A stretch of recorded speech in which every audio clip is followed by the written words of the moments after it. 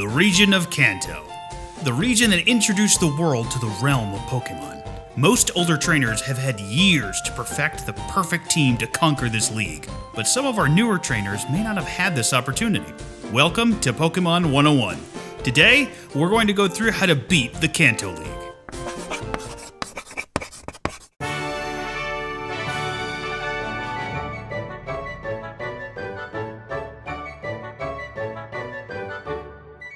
Just like my previous lesson with the Sinnoh League, we're going to break down each of the Elite Four and then the champion. The Kanto League itself is also very challenging, especially in a generation where leveling up and grinding is a lot slower than future generations. The league is also very high level, ranging from level 51 to 63, so I would once again recommend you have your team at a minimum level 55. It should also be made clear that we will be going over the Fire Red and Leaf Green version of the Kanto League. This is a huge difference between the original Red and Blue due to the adjustment of the way Pokemon stats work and the access to Dark and Steel type moves, although not Dark and Steel type Pokemon. With all that being said, let's begin with the first of our Elite Four, the Ice Expert Lorelei. As previously mentioned, Lorelei is an expert in Ice-type Pokemon. One thing to be careful of in this fight is that two of her Pokemon can cause it to hail, and will start to damage you throughout the fight, but not her. As long as you hit her very hard and very quickly, you won't have to worry about it. Both of her hail users have to be able to spend a turn to set it up, which makes it not nearly as bad as Pokemon in later generations who can do it as soon as they're released from the Pokeball. Out of her 5 Pokemon, 4 of them are also Water-type Pokemon, which means that an Electric type would be the perfect option. For Electric types, you have 2 really good options, Raichu and Jolteon. Raichu being one of my all-time favorite Pokemon. That being said, and as much as it pains me to say it, on paper, Jolteon is the better option. Jolteon has a higher stat average than Raichu and moves as fast as actual lightning. He will most likely be able to move first and be able to capitalize on powerful electric moves like Thunderbolt and Thunder. His special defense is also decent, which will let him tank some of the abuse from the water types. I do want to be clear though, Raichu is still a solid option if you would rather him over Jolteon. He is also really fast and can learn the same moves as Jolteon. Rest assured, you can be confident that both options are equally valid and will serve you very well. Zapdos is okay here, but not recommended. Due to its flying type, it's just as weak to the ice types as they're weak to its electric type, and makes it too much of a gamble. You should also make sure you don't underestimate her Lapras either. The electric type strategy still works with Lapras, but it should be mentioned that Lapras has extremely high HP and special defense, so it can tank a lot of abuse and have opportunities to retaliate as well. The outlier in this equation, though, is her Jynx. Jynx is part Psychic, so we can use a couple of different Pokemon against it. A good Pokemon to deal with Jynx would be Kabutops. Kabutops has a great physical attack, and Jynx has a low physical defense. Kabutops' water typing also helps serve as protection from ice type moves, and can be a backup option to give your electric type time to heal should they get fainted. Next up, the martial arts and fighting type expert, Bruno. Bruno is a bit of a mixed bag, with 3 actual fighting type Pokemon and 2 rock type Pokemon. For the fighting types, a decent flying type or psychic type will do the job just fine. For flyers, I recommend Charizard if you picked him as your starter, Dodrio, or Aerodactyl. All 3 of them have high attack and speed and can learn Fly. Fly being the strongest flying move in this generation. For psychic types, Alakazam is a great option, but my recommendation would actually be Exeggutor. Exeggutor is an excellent option for all of Bruno's team, due to it being able to learn moves like Psychic, and due to Exeggutor's grass type, it also has access to moves like Solar Beam and Giga Drain. This added typing gives it the tools it needs to be able to take care of all of the fighters and his rocks as well. Moving right along, Agatha, the Ghost-type specialist. Agatha's battle can be very challenging due to the construction of her team and the limited access to moves and Pokemon that would make this battle a lot easier. The main problem to overcome is her Gengars and her Haunter. All 3 are Ghost and Poison type, and in this generation, they all have the Levitate ability. To deal with these Pokemon, I recommend Alakazam.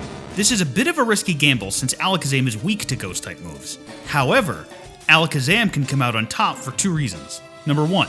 All of the Ghost-type Pokemon are part Poison, which makes them weak to Psychic moves, which is advantageous due to the Ghosts having low special defense. And number 2. Alakazam is actually faster than the Ghosts, so there's a very likely chance it'll move first, granted they're similar level. For Golbat and Arbok, the same strategy applies. So if you've been using Alakazam already, you'll be just fine. And now for the champion, the Dragon Master, Lance. Lance's team is nothing to sneeze at. They may not all be dragons, but they're all top-tier Pokemon in their own right, especially for that region. They also all know the move Hyper Beam. For the dragons, I recommend a Pokemon like Lapras. Lapras has a ridiculous amount of HP and decent special defense, which is good because all of his Pokemon use mostly special-type moves. Lapras can also use both Ice Beam and Blizzard, which all of the dragons have either a 2x or 4x weakness to.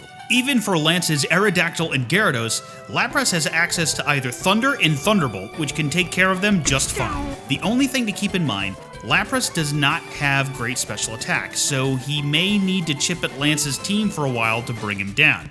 But it does get the stab bonus for all the ice attacks. A good amount of patience is required for this strategy, but it can be very rewarding. Lapras is not the only Pokemon who can be trained for a strategy like this. Snorlax can also fill this role in all of the same ways, but he will have to spend more time chipping away at Lance's team to achieve victory. Another angle to go at Lance is to fight fire with fire, or rather, dragon with dragon. Dragonite is a good option for a brute force gamble. Dratini can be found early enough, so you'll have plenty of time to train and evolve him to be able to contend. Dragonite is also a pseudo-legendary, so he's stronger than a regular Pokemon, with a base stat average of 600. However, this can be a very big gamble due to Lance possibly moving first and KOing your Dragonite, or if Lance's dragons can tank your attacks and then have a chance to retaliate. Gyarados is an okay option if you're looking for a more offensive strategy, but Gyarados unfortunately is not quite ready for a fight like this in this generation. In later games, he has way more moves that can capitalize on his high physical attack, such as Ice Fang, but all of those moves come a generation too late, making him not quite as good here. Save him for Cynthia when you get to Sinnoh, he'll be ready by then. But now, it's time to celebrate. Congratulations! You've beaten the league and become the new Kanto champion! Or have you? That's right, you're not the new champion. Your rival Blue once again has gotten here first and beaten the league before you, which means now you're in for one of the best, if not the best, rival battles in the entire series. Spin your hat backwards, it's time to take on the real champion. Blue is no joke and has been preparing for the ultimate showdown against you. But don't worry, just listen to the old Professor Brian and you'll have the tools you need to take your victory. Blue's team is the original blueprint for how most other champions construct their team. The biggest difference between Blue and everybody else is that his team actually has 3 different variations. Blue's team is similar in every variant, but his starter is always the one that you didn't pick, and that works the best on your starter, with the 2 other Pokemon filling in for whatever type he's missing between fire, grass, and water. For example, if you pick Squirtle at the beginning, he'll have a Venusaur as his ace and Gyarados as his water type. And if you pick Charmander, he'll have a Blastoise as his ace and an Arcanine as his fire type. The 3 Pokemon that Blue has no matter what are Pidgeot, Alakazam, and Rhydon, so let's start with them. Pidgeot is not too worrisome due to it only having 1 actual attack in Aerial Ace. What makes it annoying is Whirlwind, which will force you into switching out with a random Pokemon on your team. The best way to combat this is to hit very hard and very fast before it has a chance to use it. Yet again, Jolteon and Raichu are the perfect options. We won't go too far in depth since we've already done this for Lorelei, but due to their speed being higher and all of the reasons previously mentioned, they can deliver exactly what you need to take care of Pidgeot. Alakazam can be very tricky. He's a very good Pokemon, and there being no access to Dark-type Pokemon means there's no Silver Bullet that you can use against him. The first Pokemon that comes to mind is Gengar, mainly due to it being a ghost which is super effective against Psychic types, but Gengar is part poison and is generally slower and is likely to get knocked out before it can move. For Alakazam, I recommend Snorlax. Snorlax has high HP and special defense, which will help it tank Alakazam's Psychic, and has a high physical attack so it can hit very hard in a way Alakazam is not built to handle by way of Body Slam. Snorlax is also able to use Rest to heal itself and Sleep Talk to continue fighting until it wakes up. Rhydon looks scary, but can be handled very easily. It has very low speed and special defense, and there are quite a bit of Pokemon that can capitalize on this huge weakness. Rhydon has not one, but two 4x weaknesses, being water and grass respectively. This makes it hard to give a recommendation due to there being so many good options. But for a few options, Blastoise, Gyarados, Venusaur, Poliwrath, Starmie, Victreebel, Lapras, Exeggutor. See what I mean? Like I said, he looks scarier than he actually is. Okay, here is where things get tricky.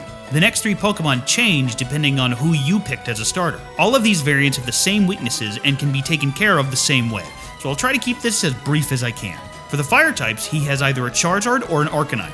Both can be taken out the same way, but Charizard does have an exploitable 4x weakness to rock-type moves. If you're looking for more of a different option than your standard water Pokemon, Golem is actually a good sleeper option. Golem has a high physical attack and is resistant to every attack they can throw at him.